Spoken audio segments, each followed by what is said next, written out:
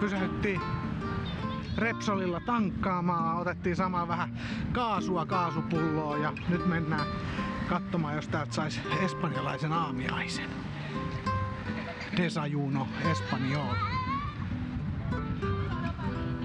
Tässä on nimittäin tällainen kahvila, hyvän näköinen kahvila, sen näköinen, että täältä sais. Mennään katsomaan, saako.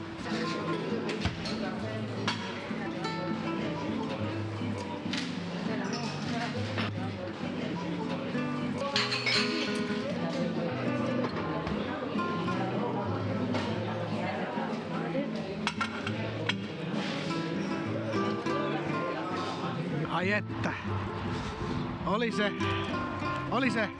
Se oli Espanjan makuinen aamiainen. Sehän on siis yksinkertainen leipä, pahdettu, rapsakka, hyvä patonginpala.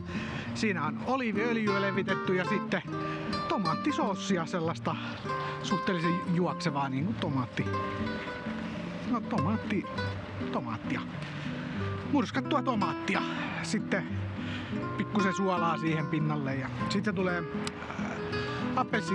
tuorepuristetun appelsiinimehun kanssa ja tietenkin café con leche, eli kahvi maidolla. Kyllä saa miehen kuin miehen itkemään. No onko Niilo täällä? Ei varmaan pitäisi etupenkillä olla Niilon, häh?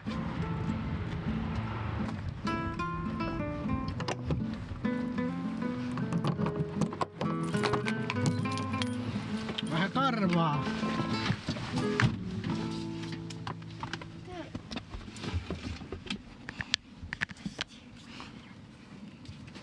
Joo, käytiin syömässä. Haisee ruualle kyllä. Niilo tuli heti tarkastaa. Tarkastaja Niilo. Minulle ette tuoneet mitään niinkö?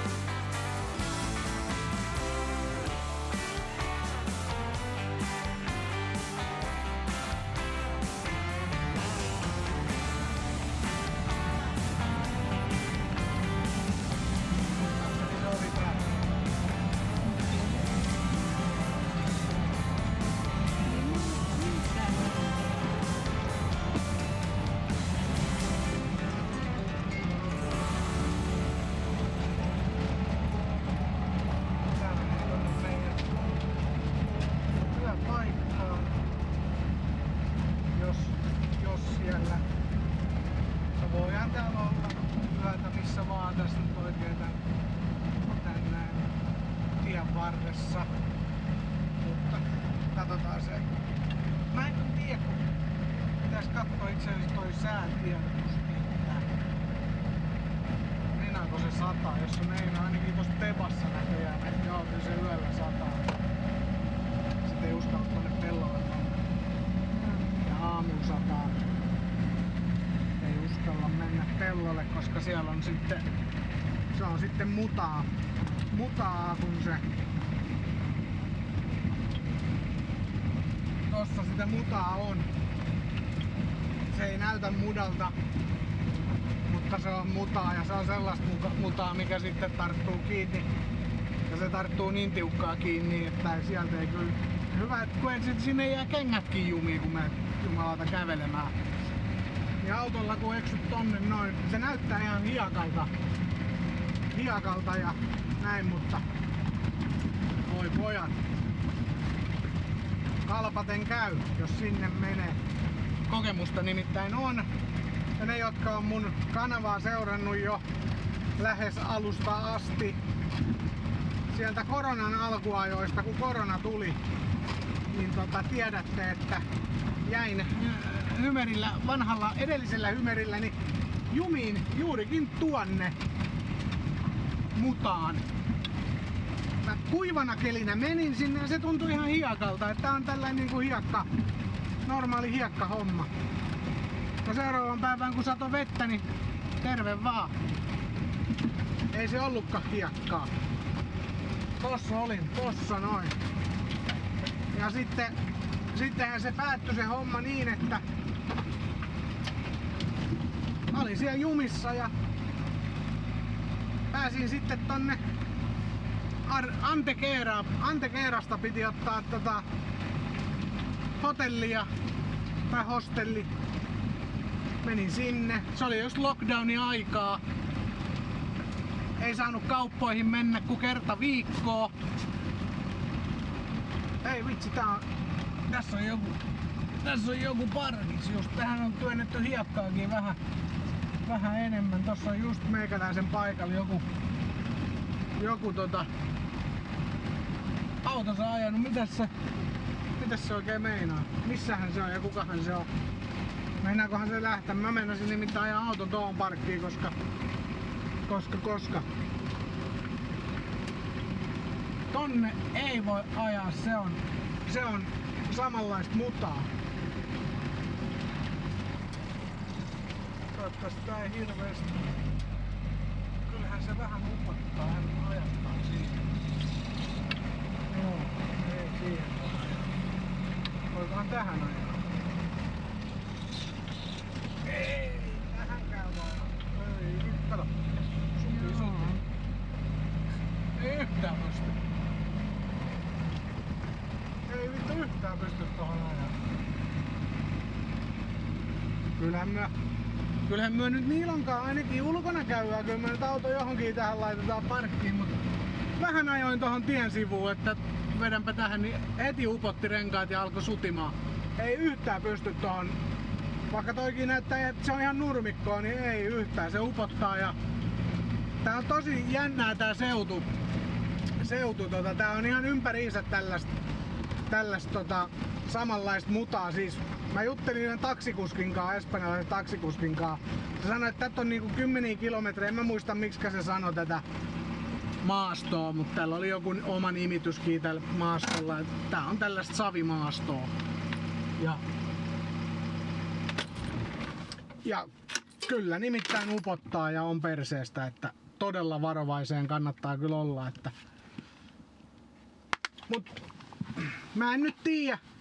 Tää on nyt niin paha paikka, että tässä ei nyt oo kyllä mitään paikkaa. Jos toi auto ei tosta kohta lähde, niin tuolta tien päästä, niin siihen voisi ajaa, mutta koska siinä on pieni hiekkalevennys. Siinä mä oon ennenkin ollut. Se nyt ei oo mikään optimaalinen puskaparkki kyllä, mutta tää on tällainen tosi hiljainen maatila, ihmisten tie. Mitäs nyt voi olla? Nyt on vähän sadepäiviä ollut ja tulee, niin ei tonne voi mennä. Et se pitää olla ihan kunnolla kuivaa aikaa, kun tonne pellolle vetää. Siellä on hyvät puskaparkit, mutta nyt ei valitettavasti voi. Ja nyt mä luulen, että Me nyt ollaan hetki tässä. Pimeä tulee ihan just. Et käytetään nyt koiraa ulkoa vähän tossa noin juoksentelemassa ja jatketaan varmaan ehkä sit matkaa. Katsotaan mentäisikö tohon Ardallesin kylään, oisko siinä joku parkki siinä. Tai sit vedetään fugee tästä näin. Tästä on joku 50 kilsaa tai jotain. Voihan sekin olla, että vedetään fugee vaan. Mulla on siellä sit omat paikat, mutta katsellaan.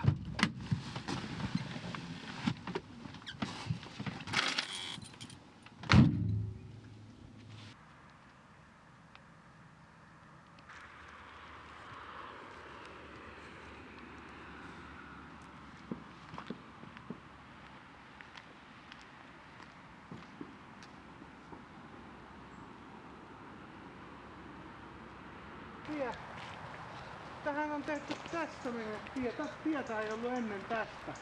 Se meni vaan tästä tänne. Ja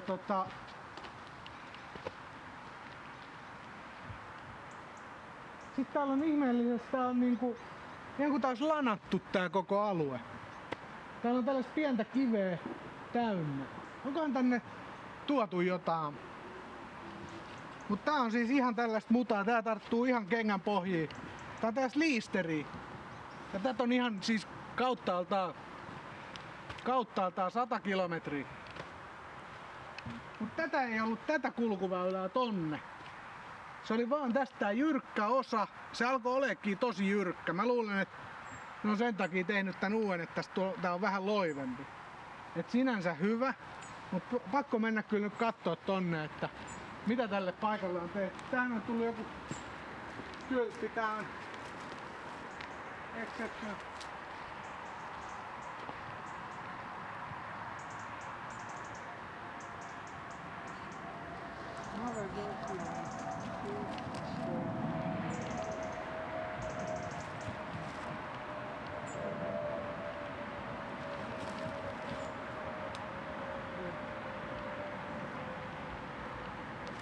Vitsi kun tosta ei saa mitään selvää tosta kyltistä, mitä siinä lukee.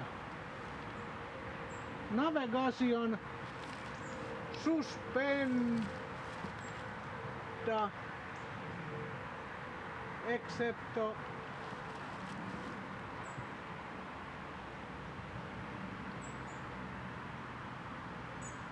en kyllä tiedä, ei saa selvää mitä tossa lukee. Tota ei oo mun mielestä ennen ollut, mutta kuulemma joku kielto tänne on tullut, en mä tiedä. En mä tiedä sit. Vois tietysti vähän pitää yllä noit kylttejä, jos se joku kieltokyltti on, niin olisi hyvä, että se olisi siinä kunnossa, että siinä näkis mitä siinä kielletään ja tälleen näin. Niilo, tois tänne. Tänne.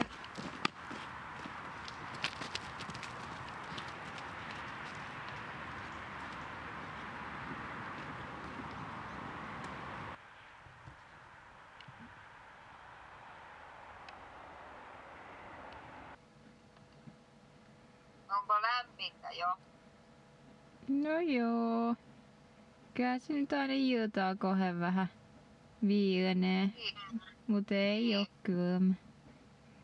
Joo.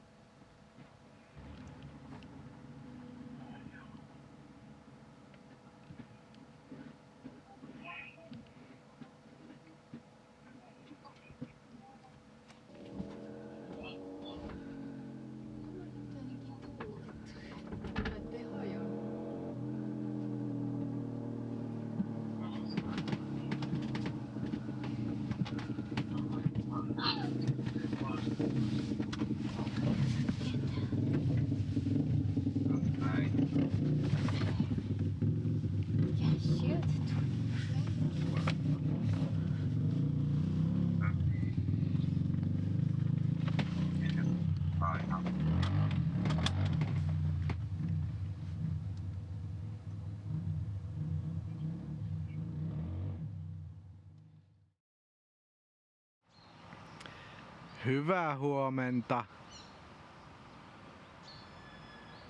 Espanjassa ollaan tosiaan. Herättiin tässä. Kello on 7 aamulla vai 8. Taitaa olla jo 8. Kyllä me tuossa 6 aikaa jo herättiin.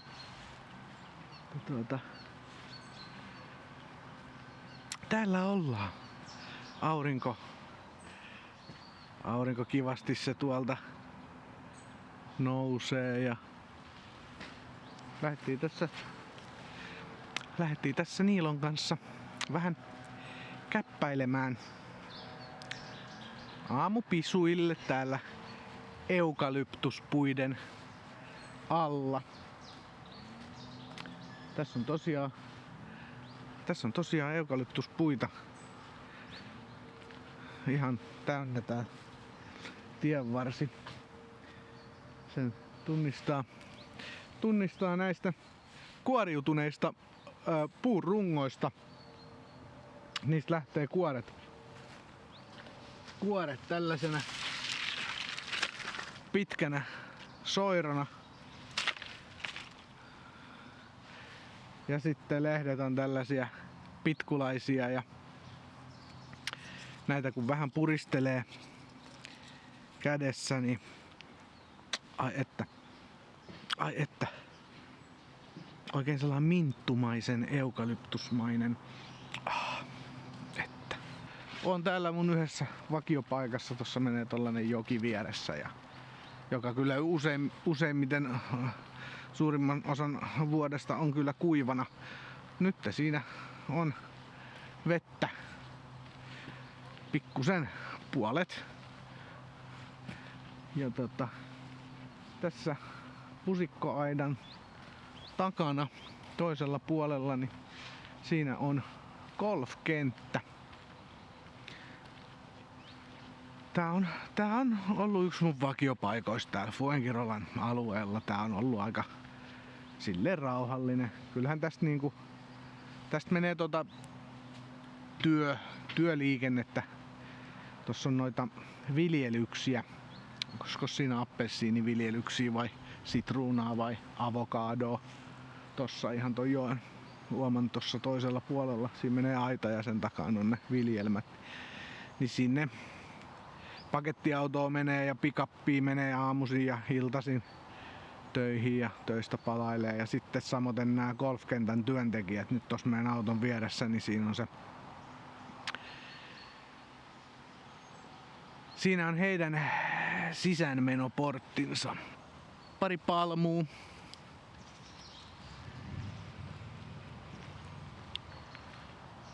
No täällä huomasin tuossa eilen illan myöhään tultiin pimeän aikaan tultiin, niin huomasin kuitenkin sen verran tästä tiestä, että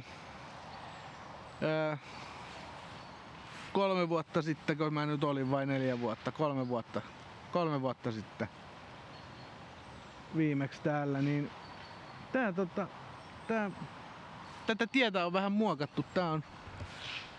Tässä oli niin kuin tän aidan tälläkin puolella oli pusikkoa. Niilo tän. Meppä siihen tonne joen puolelle niin että tuossa autoties, jos sieltä tulee työntekijöitä. Niin pusikko on leikattu tästä tien puolelta se pusikko pois kokonaan.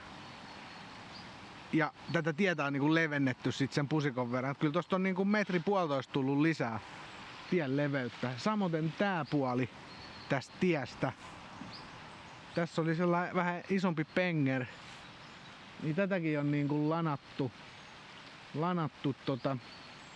ja pusikkoa leikelty, että saatu tietä pikkusen leveämmäksi. Niin tää on vähän tämmönen. Tää on nyt vähän tämmönen.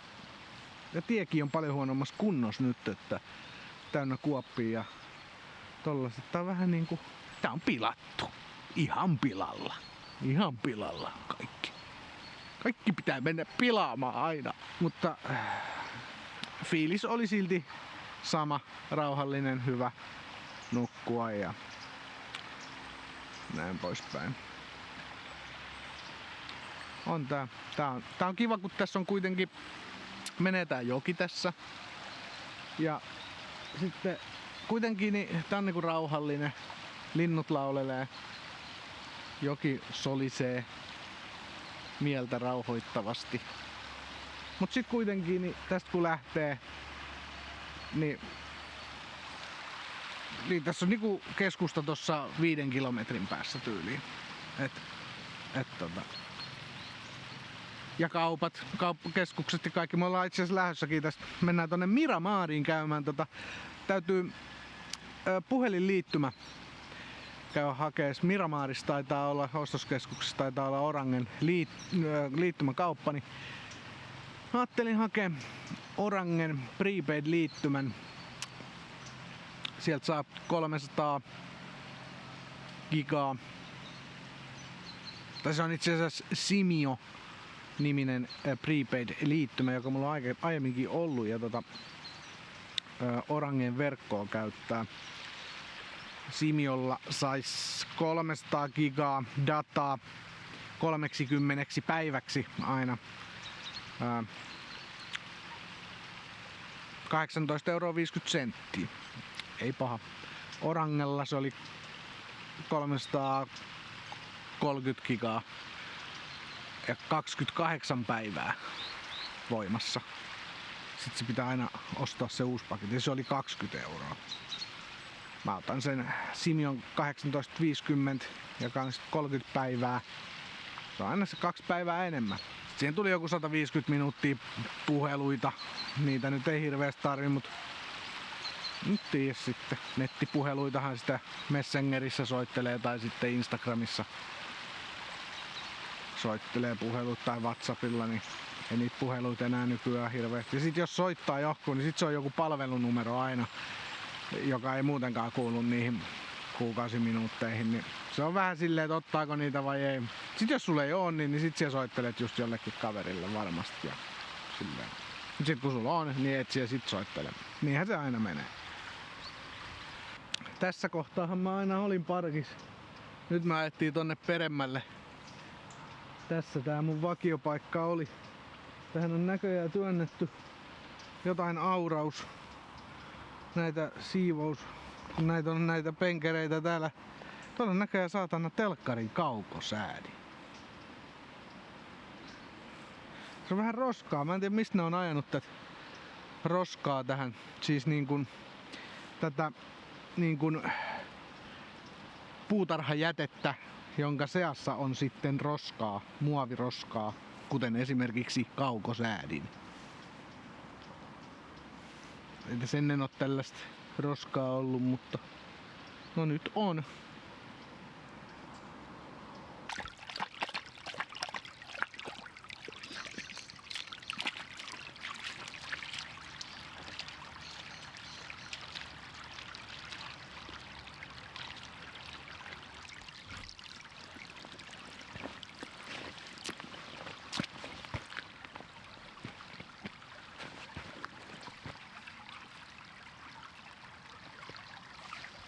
Mä etin golfpalloja täällä. Tuossa kun on toi golfkenttä, niin tänne ojan pohjalle lentelee aina välillä golfpalloja. Täällä on itse asiassa yllättävän paljonkin golfpalloja välillä. Nyt mä oon kyllä vähän täällä joen keskellä. Vähän umpikujassa. Mistäs mun mentävä tonne toiselle puolelle.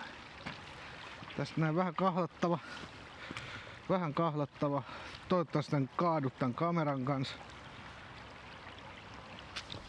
No nyt mulasen kyllä, voi perse. No nyt kyllä, oi perse. Oi. No nyt kyllä mulasin, saatana. Vai tuliko vedet sittenkään sisään? Mulla on nää Sveitsin armeijan maiharit, niin.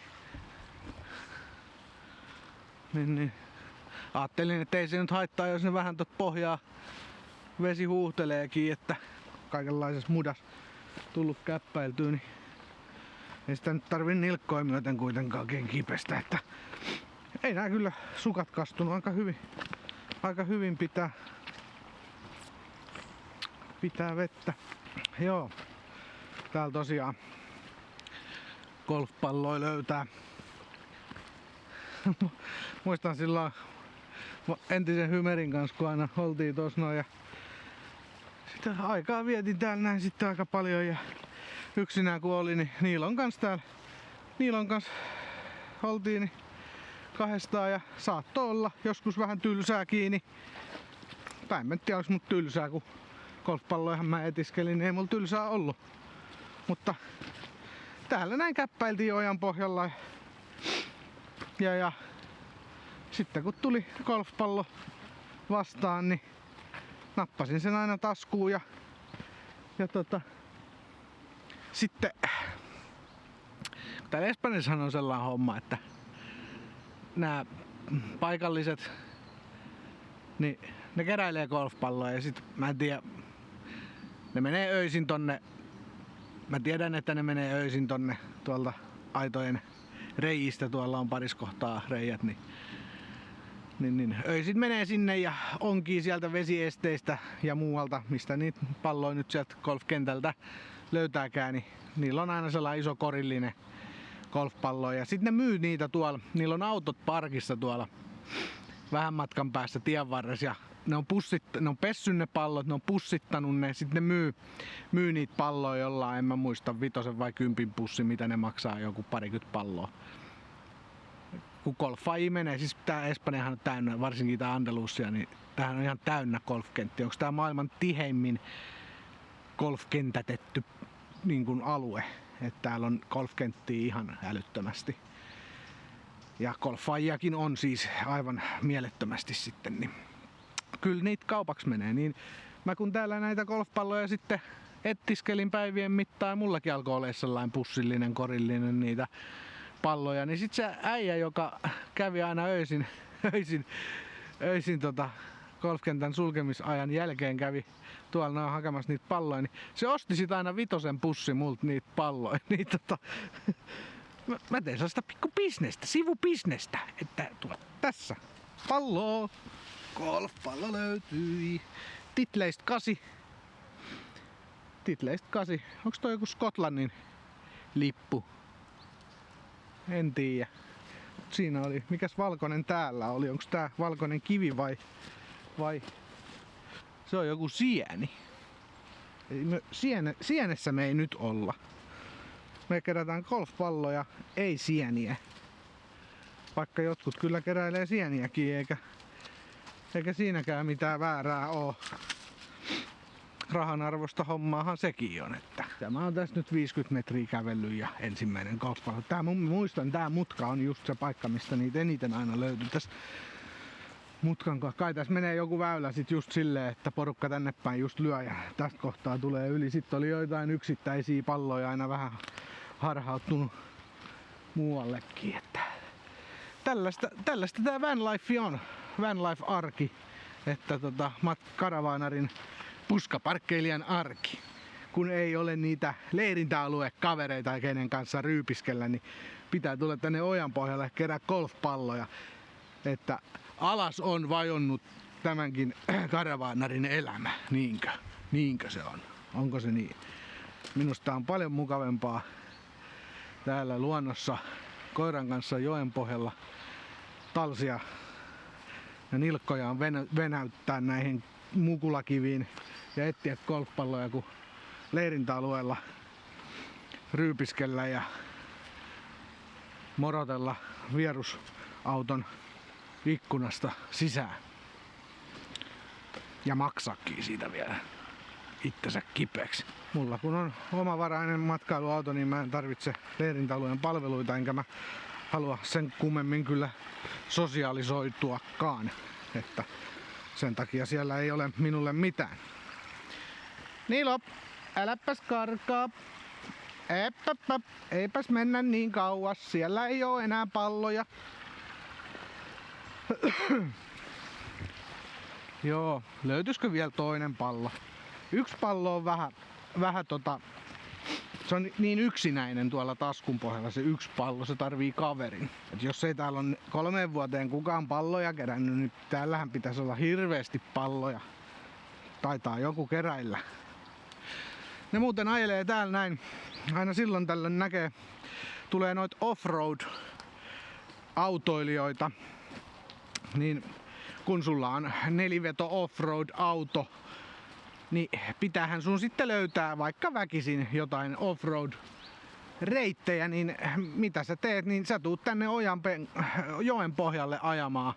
Vaikka tuossa vieressä menee se hiekkatie, niin sä tuut tänne. Sitten ne ajaa tässä jonossa niillä neliveto autoillaan. Siellä on sitä Suzukia ja mitä siellä nyt sit onkaan. Suurimmaksi osaksi ne on niitä Suzukeja, pikkususukeja, mitkä menee kyllä ihan minne vaan. Täällä ne sit mönkii menemään innoissaan tätä joen pohjaa.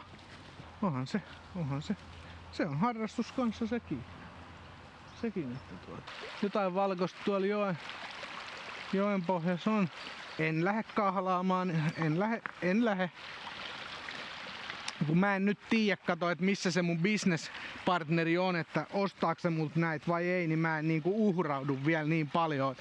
Jos mä tietäisin, että business luistaa, niin sit mä uhrautuisin. Sit mä menisin tonne. Mä menisin niinku nilkkoin myöten, muniin myöten. On kyllä, näyttää kyllä niin golfpallolta toi yksi tuolla, mutta en tiedä. En mene. Sitten kun mä näen mun business partnerin, niin mä kysyn, että what's the price? What's today's price? Se on niinku päivän hinta, että päästä niinku hierotaan sitä kauppaa. Katsotaan, saadaan kilohinta kohilleen, niin kyllähän se on sitten. Sitten rupee löytyy efforttia täältäkin suunnalta. Tuo mun tryffelikoirakin, niin ei se oikein noit pallojen perään oikein oo, että pitäis kouluttaa varmaan golfpallon etsijäks toi. Se voisi olla mun niinku työntekijä sitten. Voisin palkata Niilon Nami-palkalla golfpalloja etti. Se on aina Nami per pallo. Nyt ei tainnut kyllä löytyy. Ei tainnut kyllä nyt löytyy kuin yksi pallo. Voi, köyhää on. Täytyy sanoa kyllä, että mulla herää epäilys, että jollain on ollut vainu ja se on tullut mun apajille niin sanotusti. Vienyt mun territorian. Tästä tulee kohta sota. Tästä tulee kohta kulmakunnan. Kuka on kulmakunnan kingi? Turha vie mun palloja. Mun palloja perkeelle. Vie vittu mun palloja, saatan. Älä koske irti mun palloista, saatan. Te vie mun palloja. Kyllä tää on karavaanarin elämä. Tää on. No niin,